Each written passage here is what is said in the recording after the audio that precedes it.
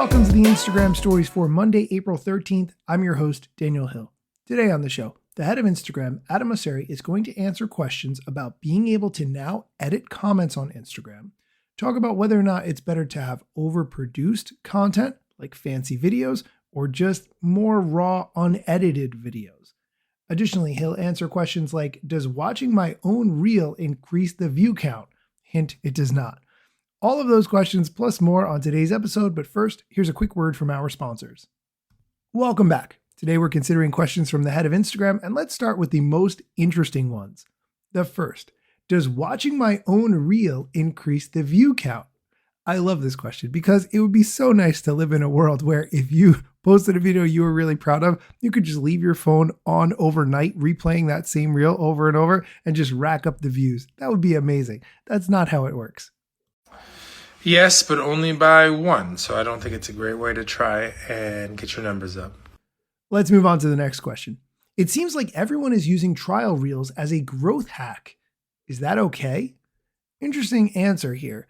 You can create trial reels so that they are shown to people who do not follow you, and you can create variations of them, but you should not post the same trial reel over and over. Here's Adam explaining. Using trial reels to experiment to see what you want to post and what might work and what might not is great. But don't use trial reels to post the same thing multiple times to try to get multiple shots with the same exact reel, because that's actually just a hack that we're going to try and shut down. All right, let's move on to the next question. Is it better to create overproduced content like fancy videos with editing or just real, raw, unedited selfies? Here's Adam's answer to the question.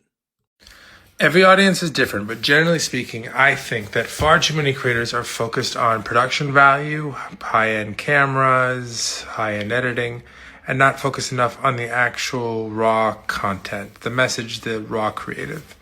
Generally, what we see, what resonates most, has very little to do with the production value of the content and much more to do with the actual content itself. That's not true for all audiences. There are audiences that really appreciate high production value. But by and large, I find that the majority of the creators I meet who are very focused on production value shouldn't be. I really agree with his point. It's so tempting to get caught up in making the perfect aesthetic of the video. Maybe you create the best lighting scenario possible. But if the content isn't great, people aren't going to watch that. That's really important. All right, let's go on to the next question, which has to do with collab posts. If you're not familiar, collab posts allow a piece of content to appear on two different people's feeds, meaning that if I create a piece of content with another creator, it will show up on both of our pages, and therefore both of our audiences will have an opportunity to see it.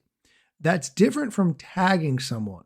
You might tag someone in a photo or in a video, indicating that they appear in it, but that will not show up in their feed for their followers to see.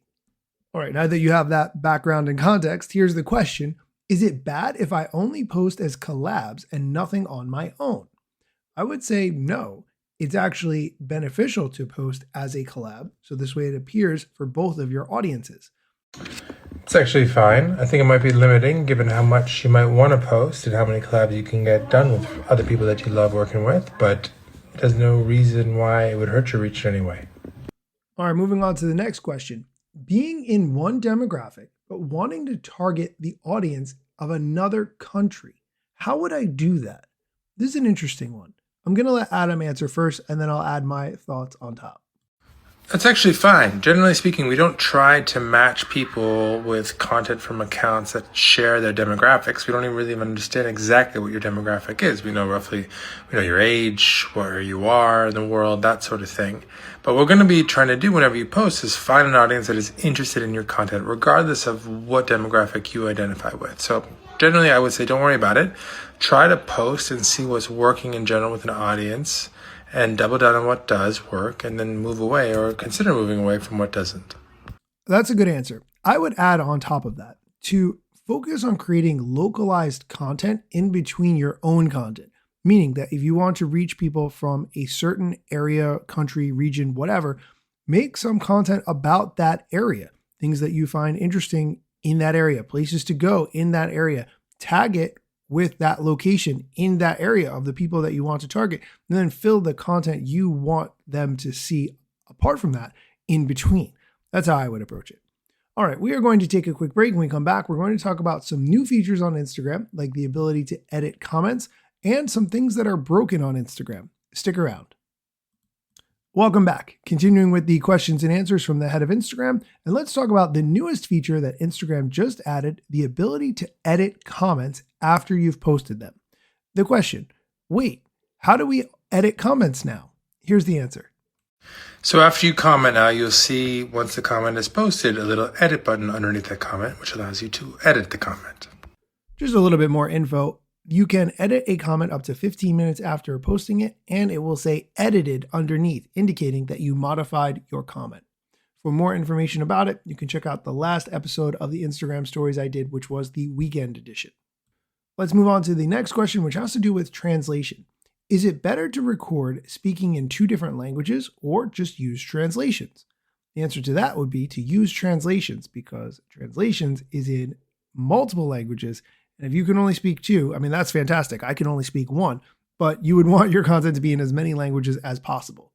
Here's Adam's answer. If you're trying to speak 2 languages that we support, and we support 9 right now, and you can check out those 9, I think it's probably better just to use translations, because then we can better handle where the post goes. But if you speak a language that we don't actually yet support, then you could try doing 2 languages yourself.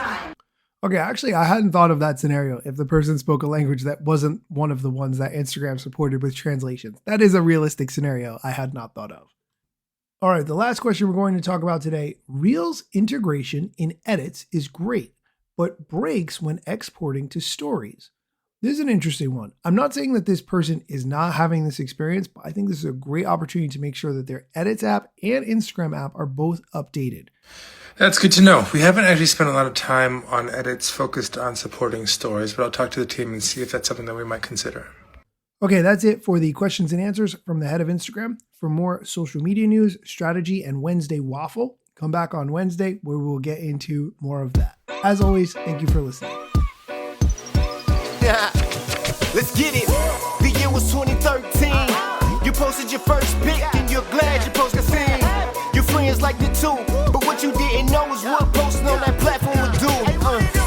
Taking all your time and attention, doom scrolling. Also, let me mention, you gotta post on every platform, putting content on every set just to conform. Likes gave you validation and you got hooked. Now engagement is down, you feeling overlooked. Hey, keep coming back for more podcasts. And find me on Instagram at Daniel Hill Media.